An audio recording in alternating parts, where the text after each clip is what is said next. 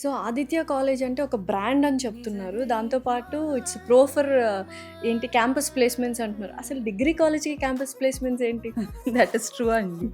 ఎందుకంటే మనకి జనరల్‌గా సాఫ్ట్‌వేర్ జాబ్ అంటే ప్రతి ఒక్కళ్ళకి మైండ్‌లో వచ్చేది ఏంటి అంటే ఇంజినీరింగ్. కరెక్ట్.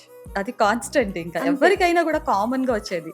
సో మన చైర్మన్ డాక్టర్ ఎన్ శేషారెడ్డి గారు ఇన్‌స్టిట్యూషన్ స్టార్ట్ చేసినప్పుడు 98లో ఆదిత్య డిగ్రీ కాలేజెస్ స్టార్ట్ చేయడం జరిగింది. హ్మ్. సో తర్వాత ఏంటి అంటే మనకి స్లోగా ఇంజినీరింగ్ కాలేజెస్ ఇవన్నీ 2001లో స్టార్ట్ చేశారు. ఓకే. సో ఇంజినీరింగ్ కాలేజెస్‌కి ప్లేస్‌మెంట్స్‌కి కోసం అని చెప్పి కంపెనీ వాళ్ళు వచ్చినప్పుడు సార్ ఒక కంపెనీ హెచ్ఆర్‌తో మాట్లాడారు చైర్మన్. హ్మ్. ఎందుకు ఓన్లీ ఇంజినీరింగ్ కాలేజ్ స్టూడెంట్స్‌కే మీరు ఆ ఫెసిలిటీ అనేది ఇస్తున్నారు, అవకాశం ఇస్తున్నారు. డిగ్రీ కాలేజ్ స్టూడెంట్స్‌కి కూడా పెట్టండి అంటే అక్కడ హెచ్ఆర్ అన్నారనమాట. సార్ వాళ్ళంతా కేపబిలిటీ ఉండదు కదా స్టూడెంట్స్‌కి. Correct, yes. సో ఎలా పెడతాము అని చెప్పేసి అన్నారు. హ్మ్. దానికి వెంటనే ఇమ్మీడియట్‌గా చైర్మన్ సార్ ఏమన్నారంటే, లేదు మీరు ఒకసారి మన డిగ్రీ కాలేజ్‌లో స్టూడెంట్స్ ఎవరున్నారో వాళ్ళని ఇటు రమ్మనండి ఇప్పుడు. ఓకే. మీరు ఏదైతే పేపర్ ఇంజినీరింగ్ స్టూడెంట్స్‌కి ఇస్తున్నారో ఏమీ చేంజ్ చేయొద్దు. సేమ్ పేపర్ మీరు డిగ్రీ కాలేజ్ స్టూడెంట్స్‌కి కూడా కండక్ట్ చేయండి అని చెప్పడం జరిగిందండి. హ్మ్.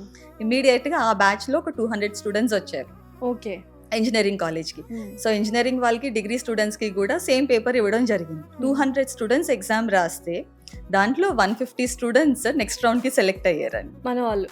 మన Aditya degree college okay. Students. Oh my God! అసలు క్రేజీ అసలు చెప్పాలంటే. చాలా అప్పటి నుంచి స్టార్ట్ అయినాయండి యాక్చువల్‌గా డిగ్రీ కాలేజెస్‌కి ప్లేస్‌మెంట్స్ అనేవి. అప్పటి నుంచి ఇప్పటి వరకు కూడా majority of the multinational companies మన ఆదిత్య డిగ్రీ కాలేజెస్‌కి ఎవ్రీ ఇయర్ వస్తాయి. లైక్ డెలాయిట్ అని, Infosys, TCS. So every year వస్తాయండి మహేంద్ర విప్రో.